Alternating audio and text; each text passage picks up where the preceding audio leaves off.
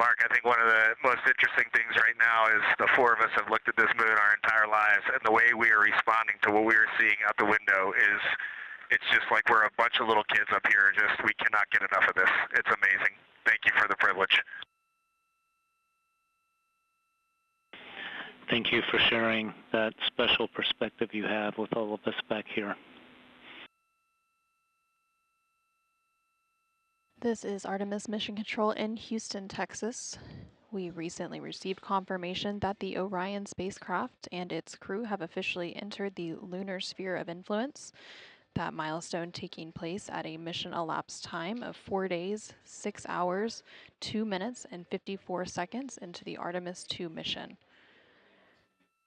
By reaching this milestone, it means that the gravitational forces of the moon are now greater on the Orion spacecraft than that of Earth.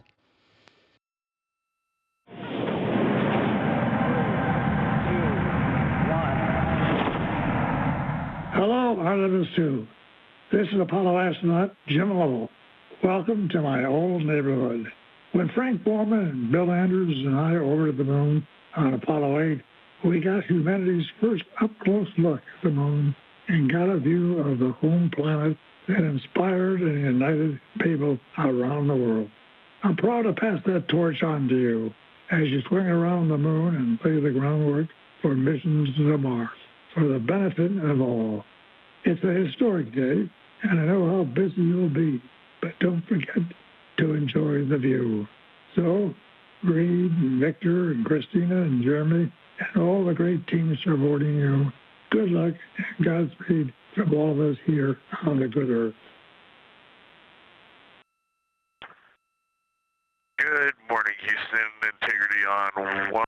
That was an awesome message from Jim Lovell, and very cool to hear him. Welcome us to the neighborhood. It's going to be a great day. Thank you. Good morning, Houston, from inside Integrity, 215,049 miles away from Earth and 12,712 miles from the moon. Let's actually savor the calm delay that we have. We're ready for the morning DPC. Beautiful. We are savoring it down here. Good morning, Integrity, and good morning, Moon.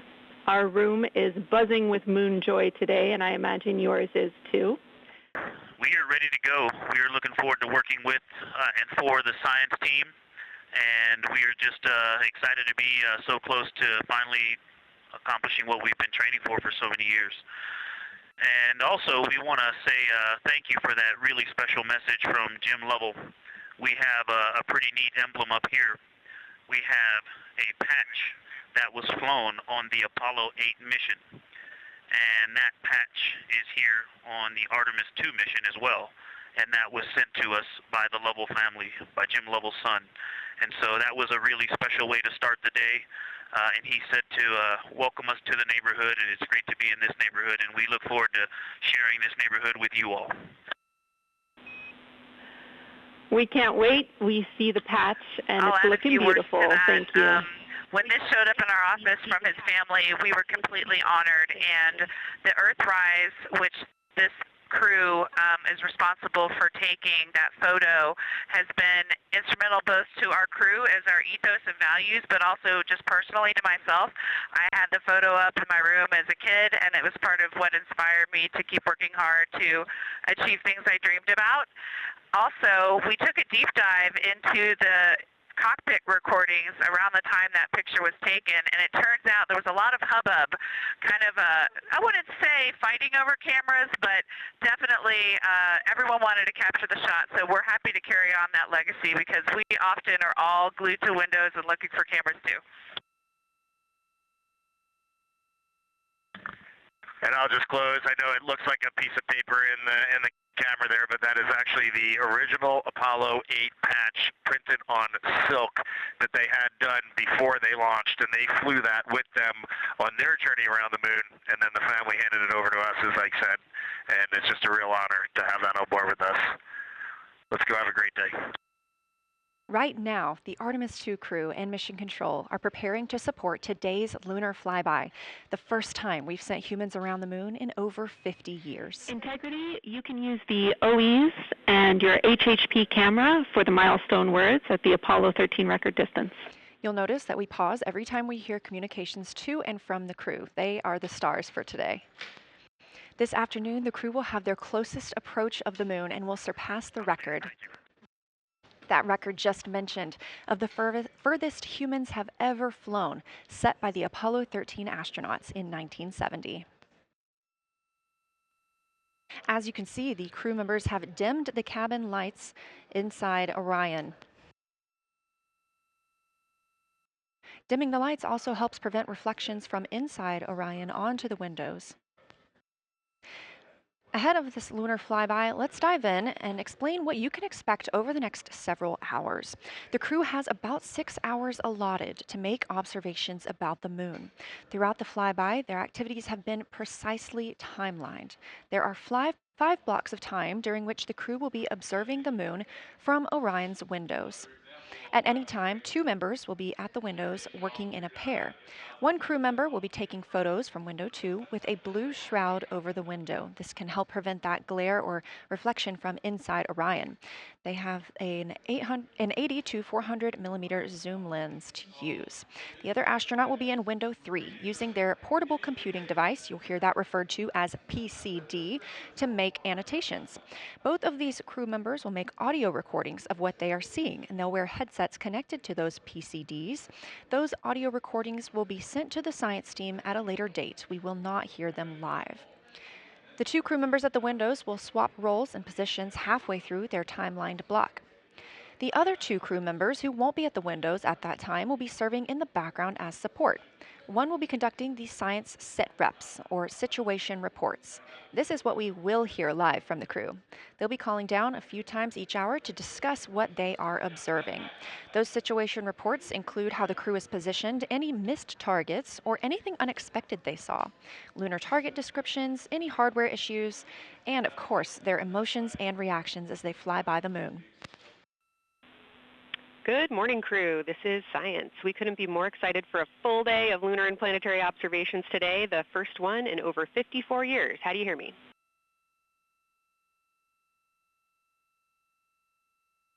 We hear you loud and clear, and Kelsey, you just got to know you're pulling us away from the moon right now, so let's go.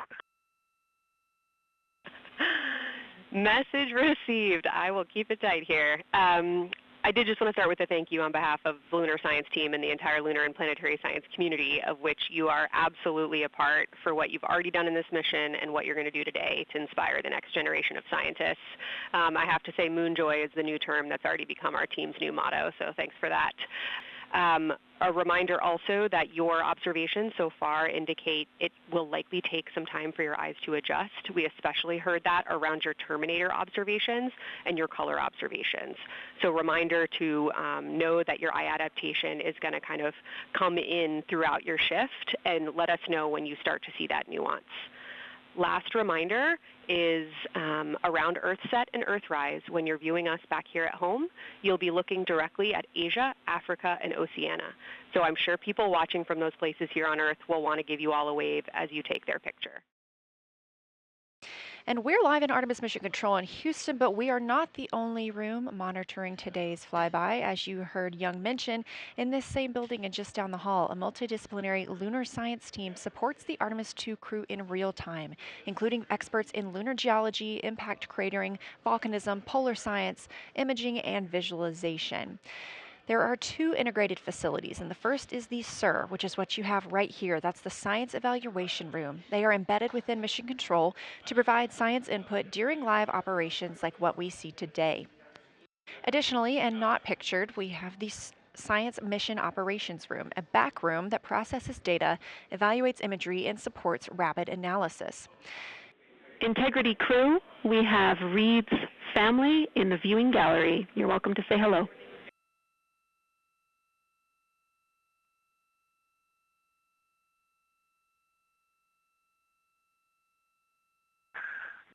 Well, whether you're being serious or you're kidding around, that is awesome to hear. Thanks, Jenny. And hello to Ellie and Katie. I don't know who else is there, but it's great to know that you're in mission control right now, following along. We are having a blast up here, and the view of the moon is absolutely amazing.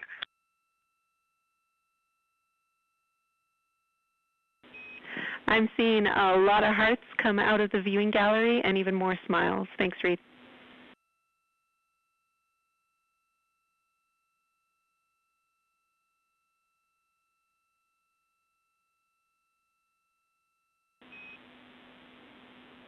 Copy heart, copy bracelet. Integrity crew. On April 15, 1970, during the Apollo 13 mission, 3 explorers set the record for the farthest distance humans have ever traveled from our home planet. At that time, over 55 years ago, Lovell, Swigert, and Hayes flew 248,655 statute miles away from Earth. Today, for all humanity, you're pushing beyond that frontier. Integrity, over to you.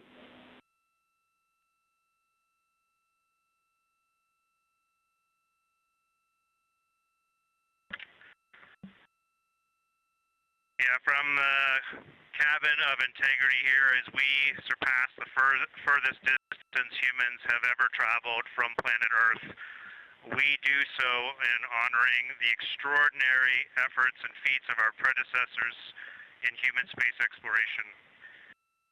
We will continue our journey even further into space before Mother Earth succeeds in pulling us back to everything that we hold dear. But we most importantly choose this moment to challenge this generation and the next to make sure this record is not long-lived. And we have a couple more things we'd like to take this moment for.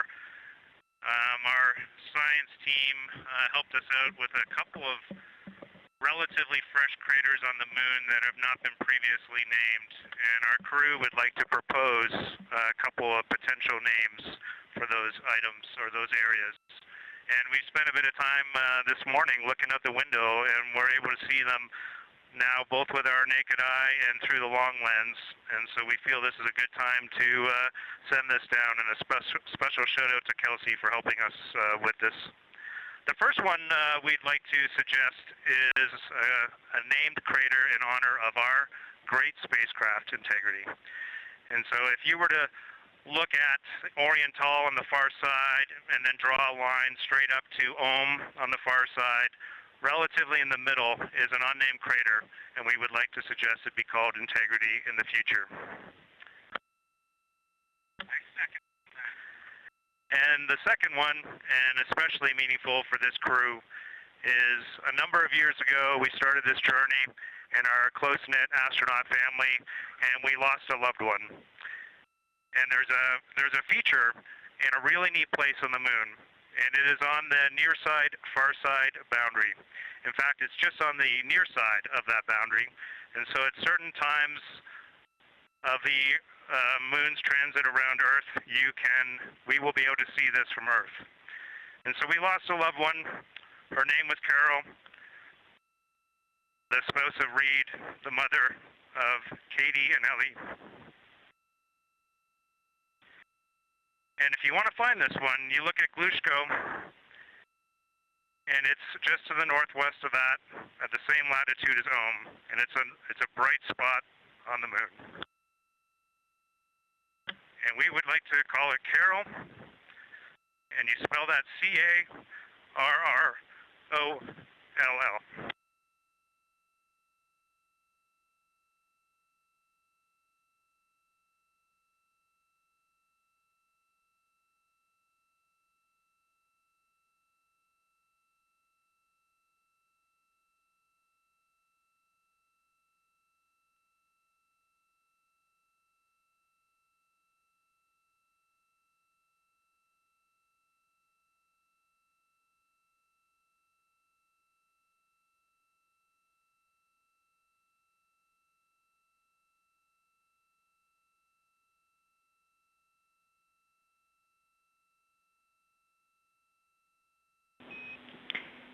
Integrity and Carroll Crater. Loud and clear.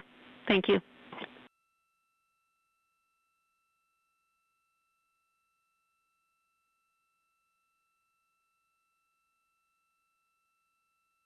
There was a moment of silence here in Mission Control Houston.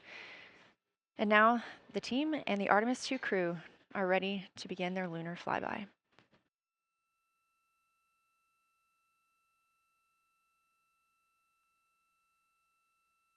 We just realized that we have Earth out window 1 and Moon out window 2. And Earth out window 4 and Moon out window 3. And it gives you the best idea of scale we have had yet. The Moon is about 3 to 4 times the size of the Earth, and it is almost full, and the Earth is just a small crescent out there. It's magnificent. I got a picture of it with the wide lens. Such a majestic view out here. Amaze, amaze, amaze. Thank you, Reed. Now this is a view from their lunar targeting package at this time, helping them determine what they're seeing on the moon, as well as on the left, keep up with what their next target will be. As you can see, we have got a long list and an exciting day ahead of us. Houston, another observation, whole moon. When you look at the moon, something I've never seen in photographs before, but is very apparent, all the really bright new craters. Some of them are super tiny. Most of them are pretty small. There's a couple that really stand out, obviously. And what it really looks like is like a lampshade with tiny pinprick holes and the light shining through. They are so bright compared to the rest of the moon.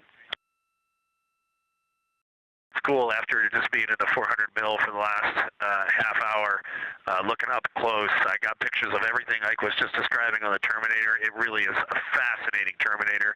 And then Oriental just looks so dynamic right now. It's very three-dimensional out the docking hatch compared to what I was just looking at through the 400 mil. We love it. We are getting a sneak preview from one of our SAW cameras at what you're looking at, and we see some of what you're describing. We cannot wait to see your photos. Thanks.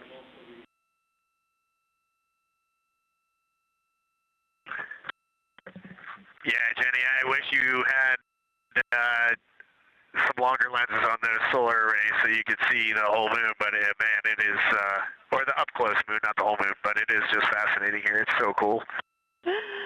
All right, MPO and INCO, take notes. We want a zoom lens on those saws next time. Thanks, Reed.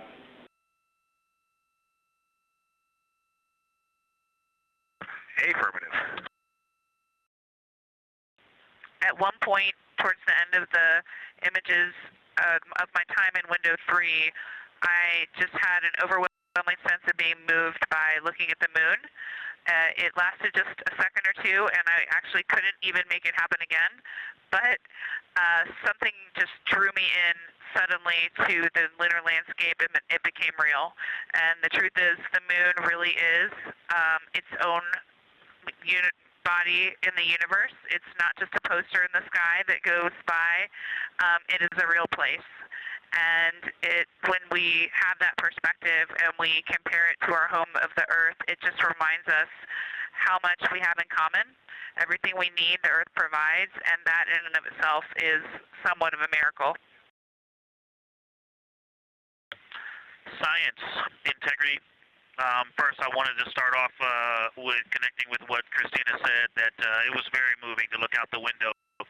I had the unfortunate sequence to start looking out the window and then moved to the long lens, and it was hard to speak looking through the zoom because I went straight where Christina went, and I was walking around down there on the surface, climbing and off-roading on that amazing terrain.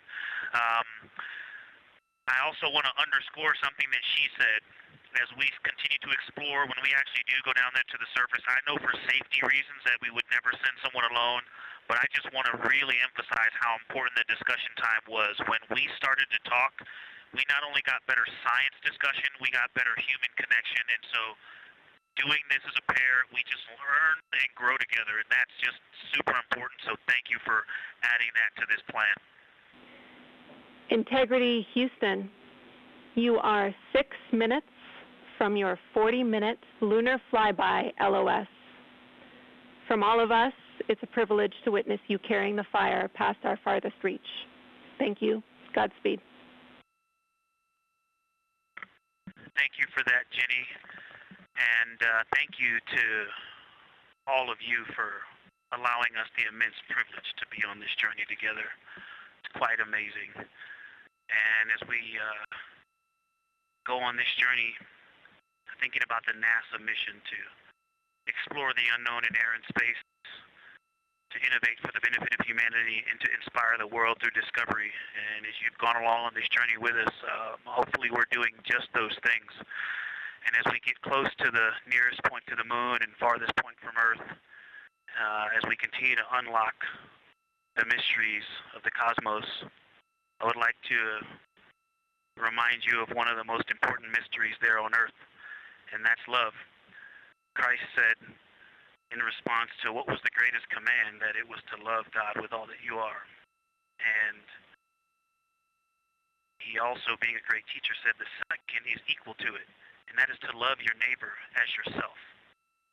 And so, as we prepare to go out of radio communication, we're still to feel your love from Earth, and to all of you down there on Earth and around Earth, we love you from the moon.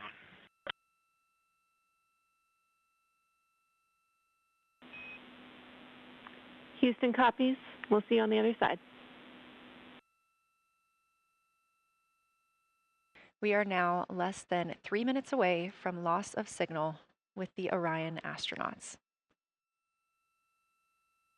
The Artemis 2 crew will be out of signal for about 40 minutes as they are on the other side of the moon, continuing their work photographing the lunar surface, and they will reemerge, and we will also get this view on the other side. 30 seconds now until we expect loss of signal.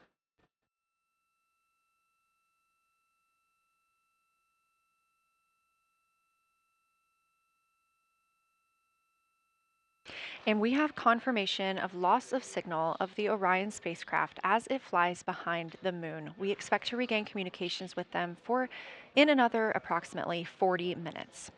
This was expected as their spacecraft is now out of direct line of sight with Earth and behind the moon. And this is a poignant moment as it's the first time in over 50 years that we have humans completely unreachable by anyone else on Earth. No matter how distant or secluded, we could reach anyone living on Earth, but while the crew flies behind the moon, it's simply impossible to make contact with them. And we just heard confirmation here in Mission Control Houston that we have reached the closest point of our destination to the moon at MET 5 days, 25 minutes, and 34 seconds, and we anticipate the spacecraft's altitude is approximately 4,067 statute miles above the moon. We're continuing to track what the crew is doing while around the other side of the moon. They are continuing to take pictures of the moon, the Earth now out of sight. What they're in right now is a crew choice event. The science team has encouraged them to find interesting features on the surface, to take photos of those, and describe why they were interesting. Something else that they'll be looking toward next, just momentarily, will be impact flashes. They've got a few minutes allotted to look at the darkest portions of the moon. They're interested in short-lived flashes on the lunar surface because these would be caused by impact bombardment. After their impact flash targeting, the team is interested in if the crew can see lofted lunar dust. This would only be visible just before Earthrise. Now 20 minutes until we expect to regain communications with integrity and the astronauts for Artemis 2. We are getting our first views from Orion after the loss of signal. Orion has come back around the other side of the moon, and that little crescent that you see is Earth, over 252,000 miles away.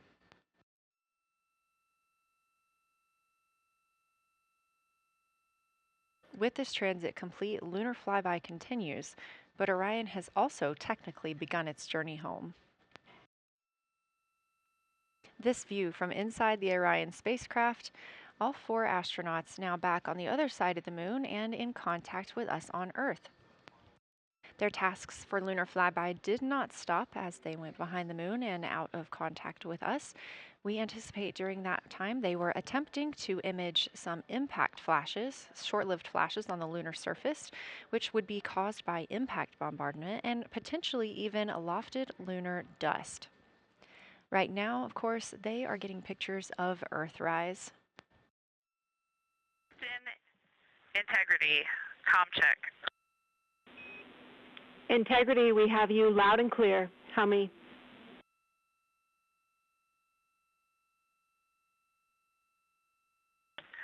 Houston, we have you the same, and it is so great to hear from Earth again. To Asia, Africa, and Oceania, we are looking back at you. We hear you can look up and see the moon right now. We see you too. When we burned this burn towards the moon, I said that we do not leave Earth, but we choose it. And that is true. We will explore, we will build ships, we will visit again. We will construct science outposts, we will drive rovers, we will do radio astronomy, we will found companies, we will bolster industry, we will inspire. But ultimately, we will always choose Earth. We will always choose each other. Integrity from Earth, our single system, fragile and interconnected. We copy. Those of us that can are looking back. Integrity, Houston, in mission control, all of your flight controllers and your flight director have flipped their Artemis 2 patches around. We are earthbound and ready to bring you home. A very special moment just now in mission control ahead of the crew's flight to Kennedy Space Center, and during one of their last sims or simulations here, they visited the mission control team in Artemis Mission Control in Houston and brought us each a patch. Everyone in the flight control room has had these on their signifiers at their console. On one side of the patch that you've probably seen is the moon with the Earth behind it. Now that we've passed behind the moon and we are returning home, the flight control team has instructed everyone in the room to switch their patch around so that the Earth is closer and the moon is behind us. We are really looking forward to seeing the Artemis 2 crew, and the Capcom Jenny Gibbons did call that update up to the crew that the flight control team here has turned their patches around as was instructed by the crew during that last sim, and we are counting down the days until they get home. They are now 5 days, 1 hour, and 3 minutes mission elapsed time into the Artemis 2 mission. The Artemis astronauts are about to experience a solar eclipse from their capsule, and this is a solar eclipse that no one else on Earth will experience. This eclipse is about 54 minutes, and to the astronauts it'll look a lot like a total solar eclipse on Earth, except the moon is going to be huge compared to the sun, unlike when you watch one on Earth and the moon and the sun appear about the same size in the sky.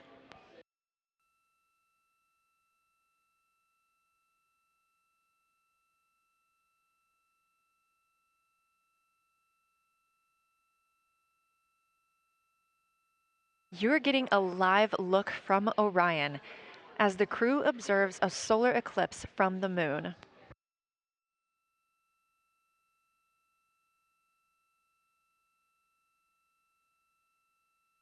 Science, integrity, in the blind. This is continues to be unreal. The sun has gone behind the moon, and the corona is still visible, and it's bright, and it creates a halo almost around the entire moon. But when you get to the Earth side, the Earth shine is already shown. I mean, almost seconds after the sun set behind the moon, you could see Earth shine. The Earth is so bright out there, and the moon is just hanging in front of us. This black orb out in front of us, in front of now, not the blackness, but the gray that blends and drifts into the blackness. We can see stars and the planets behind it. And Christina is in window 1, Reed is in window 2 with the long lens, and Jeremy is describing it in window 3. And it is quite an impressive sight. You can still see the horizon lit up brighter where the sun set on that side of the moon. It is bright, and Earthshine is very distinct, and it creates quite an impressive visual illusion. Wow, it's amazing.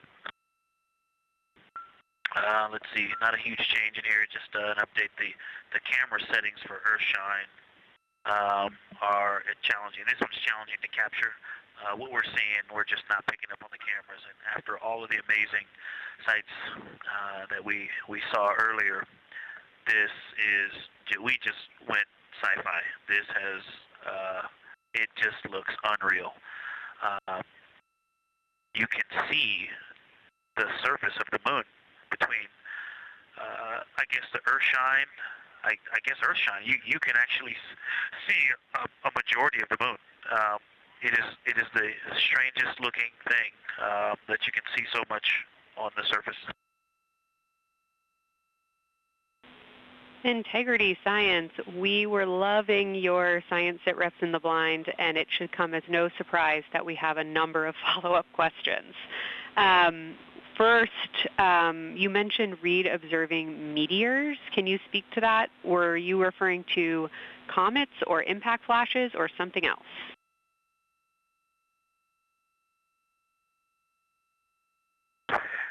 Yeah, there was a little bit of giddiness. We have seen 3 impact flashes so far. I saw 2, and Jeremy has seen 1. Undoubtedly, Jeremy saw 2, so that's 4 total. Undoubtedly, quick impact flashes. It was not sun glint off of particulate from the thrusters or the purge tanks. It was definitely impact flashes on the moon. And Jeremy just saw another one. Go ahead with your next question. Amazing news. I literally just looked over at the SIR and they were jumping up and down literally. If you could describe where on the moon you saw them, please. So they've all been either on or a bit south of the equator and on the Earth side of the moon. Stand by. All right, so Jeremy has seen them kind of on and south of the equator, kind of spread across the moon, and mine were both south of the equator and just a little bit left of center of the moon. Incredible news, Reed, and reminder, we have citizen scientists here on Earth looking for impact flashes, so hearing you saw them on the near side means that people saw them too. One of the other things I wanted to describe, which was surprising to me, but the entire moon is lit up. It's glowing behind the entire moon. I thought it would look, dark against the black sky or deep space, but the sun is lighting up the entire limb of the moon. You can see the entire perimeter of it, and even now with the sun far behind the moon, you can still make out little bits of topography around the entire limb, just bumps as you go around it. And there's about the glow around the moon, once your eyes adjust, is easily 10 widths or diameters of the sun around the entire moon. Science in Houston Integrity. I know this observation won't be of any scientific value, but I'm really glad we launched on April 1st because humans probably have not evolved to see what we're seeing. It is truly hard to describe. It is amazing. I'm not sure if we talked much about the star field, but we've got lots of stars. You've got the nice glow around the moon, but right off the well, we're upside down now, but from upside down 4 o'clock, right off the edge of the moon, looks like a planet. That line of planets, there's something a moon diameter to the left, and something right off the limb of the moon to the right, and then something orange. It looks orange to the right of that, about half the moon diameter. So. But anyway, there are definitely stars. I think some of those planets that you said we might see, we're seeing And so in unreal view, yeah, the moon in the foreground is one of the darkest things we see out the window, and now it's deep space behind it is kind of dark blue like it looks from Earth, but we can also still see stars. It's quite a wicked view. Victor Science. Mike is doing the best job, and I'm not going to try to add on to what he's doing. It's indescribable. No matter how long we look at this, our brains are not processing this image in front of us. It is absolutely spectacular, surreal. There's no adjectives. I'm going to need to invent some new ones to describe what we are looking at out this window.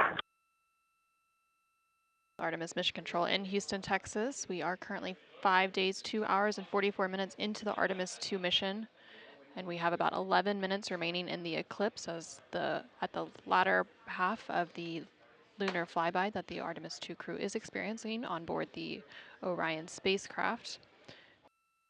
Okay, we all think we're starting to see something. I believe the most popular term is baby hair.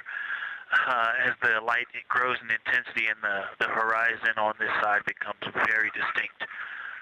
You can still see Earth shine, even though the sun's brightness is definitely growing in intensity.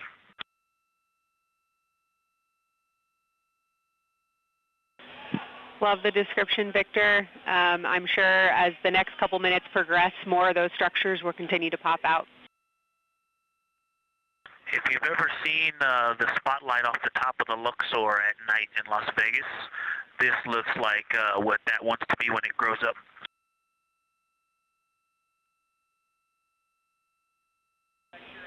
Integrity Science, glad to hear you're following your training of tell it like you see it. This is Artemis Mission Control.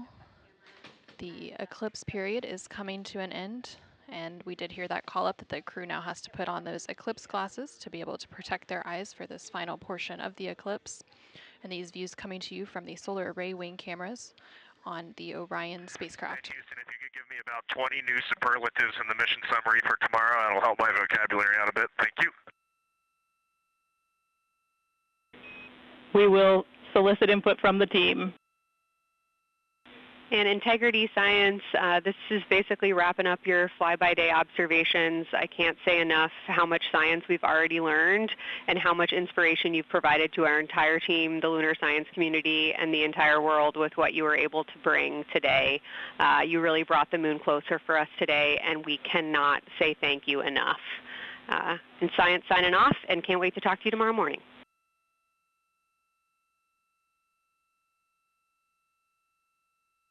To your entire team, Kelsey, to the entire NASA science team, you all really turned to when we shifted launch dates to April 1st, and you got the most incredible package together for us to go do some great science and some great, truly human experience moments here.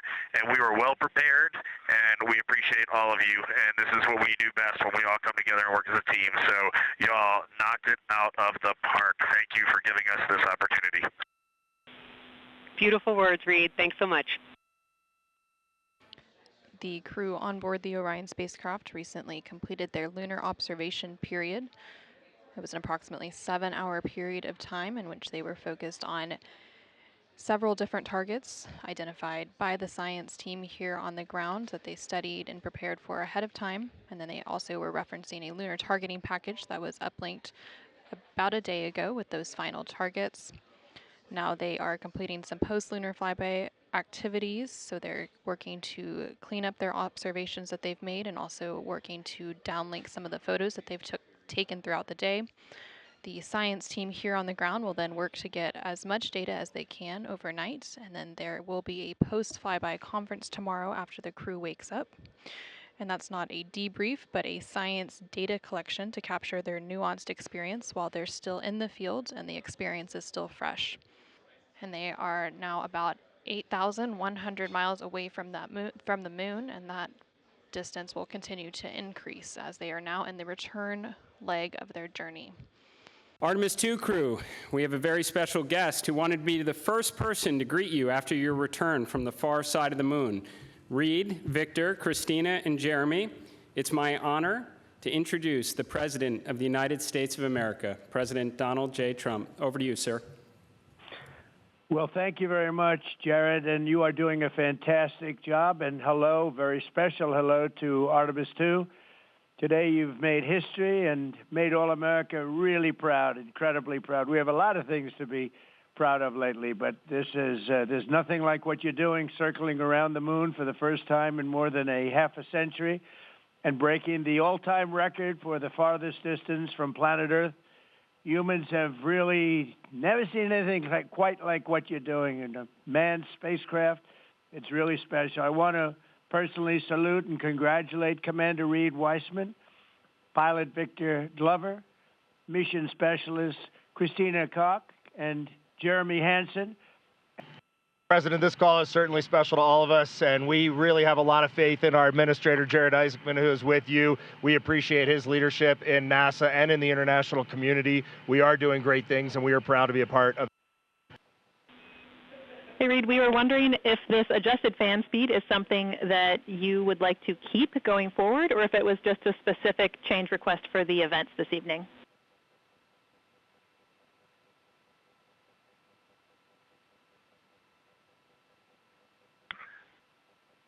Certainly for PAO events, this is an ideal fan speed. If you're willing to give us this fan speed for routine habitability, I think we would take it and try it for a while.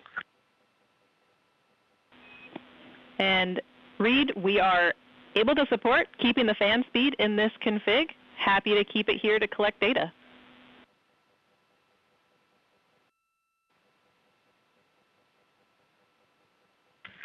Okay, you got 4 happy astronauts up here. We'll take it. Obviously, when we go to exercise, we'll need to bump it up, but I think for quiescent living, this will be great.